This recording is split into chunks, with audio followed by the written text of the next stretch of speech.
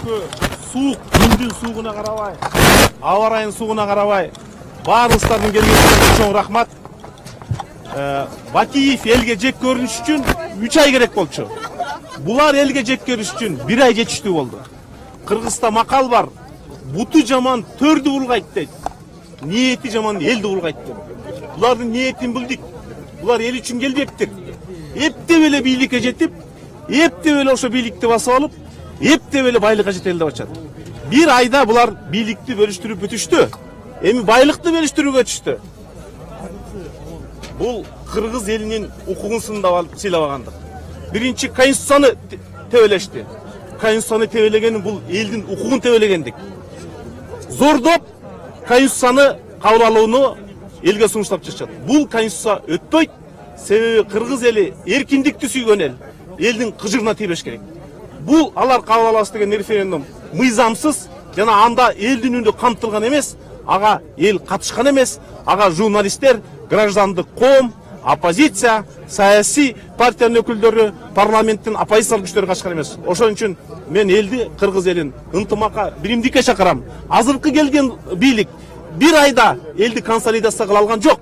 Азыркы бийлик 1 айдын ичинде элге өнүгүү жолун көрсөтө алган жок. Анын ордуна кайра элди кагыштырып, сен садырдыкысың, садырдык эмессиң деп элди экиге бөлүп, элге келечекти көрсөткөндүн ордуна кайра артка президенттик бийликке келесип атат. Мындай бийликтин келечеги жок. Себеби алардын ниети кандай экенин, эл жөнүндө кантип ойлорун көрдүк. Биз ушундай жаштар менен келечек үчүн күрөшкөнгө даярбыз. Кийинкиде мындан да көп жаштар келет деп ойлойм. Мен бир сөз айтып коеюнчу, мына президенттикке талапкер Каныбек Капашевич Иманалиев. Ошондой эле президенттикке талапкер дагы бир топ кишилер бар. Көбү конституциянын өзгөрүшүнө каршы болушту. Биз чакырабыз, мына ушул жерде тургандар да чакырабыз.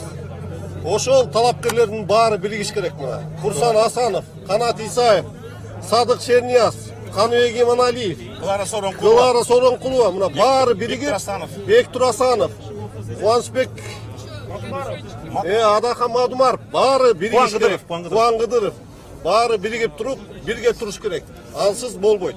Урматтуу мекендештер, ушул жер Кыргызстандын улуттук ордосу. Кыргызстанда бийлик бузулуп баратканда үн ушул жерден чыгат. Үндү укпаса кайра бийлик алмашат. Бул биринчи чогулуш. Бул эскертүү.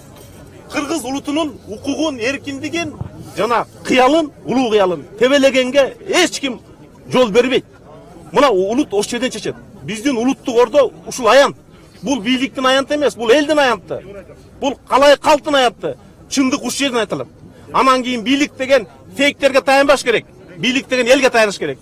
Бийлик деген бандиттерге таянбаш керек. Бийлик деген мыйзамга таяныш керек. Бийликтин күчү мыйзамда.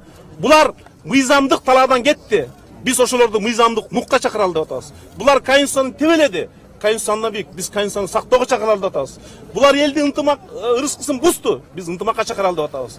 Булар прогрессивдүү күчтөрдү чогулталган жок. Биз ошолорду бирге отургузуп, диалог кылып, келечекти кандай аныктайбыз, кантип мамлекеттүүлүктү сактайбыз, кантип чек араны сактайбыз, биз ошону айталы деп келдик. Ошон үчүн бүгүнкү келгендер суукка карабай, жүрөгүндө жалындуу жаштар келди деп. Келечек силердики. Биз силердин келечеги үчүн күрөшөбүз. Рахмат баарыңыздарга.